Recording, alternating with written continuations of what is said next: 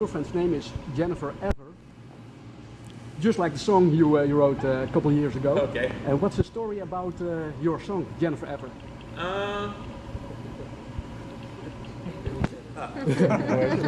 Hopefully not. Hopefully not. I think I had a crush on a girl named Jennifer. Me too. And so, and I had a girlfriend at the time. So I think it was a way to like kind of deal with having the crush without. And my girlfriend actually busted me on it. And I was like, oh no, it just sounded good. It didn't have anything to do with her. Okay. Yeah. So that's the basic story. I'll get into the rest of the story. Thank you. Thank you. Sarah, do you want to ask your question? First off, I want to say thank God. And I don't know much about wrestling, but I know you have your wrestling federation going on. Right. Have you ever thought about having a collaboration between y'all as the band and then the wrestling? I think wrestling and rock and roll is a very bad mix. Okay. It's a very bad mix. I know a lot of people in music world have a hard time accepting my life in wrestling. To them, it's too weird. It's too lowbrow.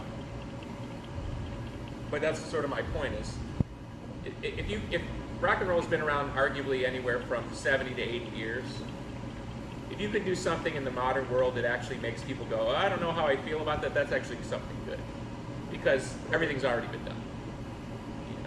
Once Iggy Pop rolled in glass, I mean, it's pretty much gone backwards ever since. You know what I mean? Marilyn Manson was the extension of Alice Cooper, was the extension of Iggy Pop. I mean, we're just sort of deviating out into the corners. I think probably the most interesting thing to do in rock and roll is just be yourself. And I've been lucky because I've been able to.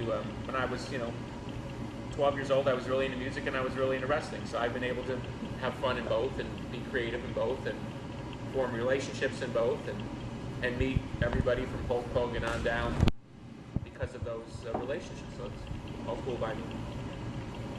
Anybody else? Chelsea, do you want to ask your question? Well, you made me think about that jinxing thing. I'm from Texas. I never get to talk to Cubs fans around here. And I was wondering, when they win the World Series, how are you going to celebrate? Well, I'm going to rise up out of my crypt. And,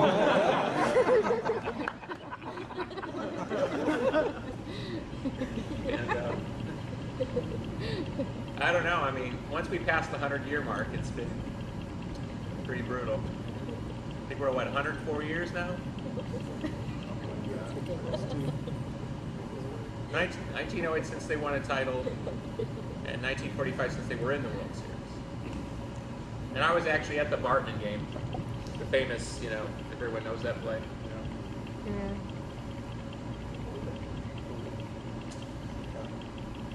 I mean, I don't know if there's any correlation, but I was in New York for 9/11, and I was in Chicago for the Bartman play. Oh man. Well, those for me are two of the worst things that ever happened in my life. And I was there to, I mean, obviously 9/11 is tremendously more tragic than the Cubs, but I'm saying it's sort of weird that these two crazy things that happened in my life, I actually happened to be there for them. Certainly to a Cubs fan, it was apocalyptic.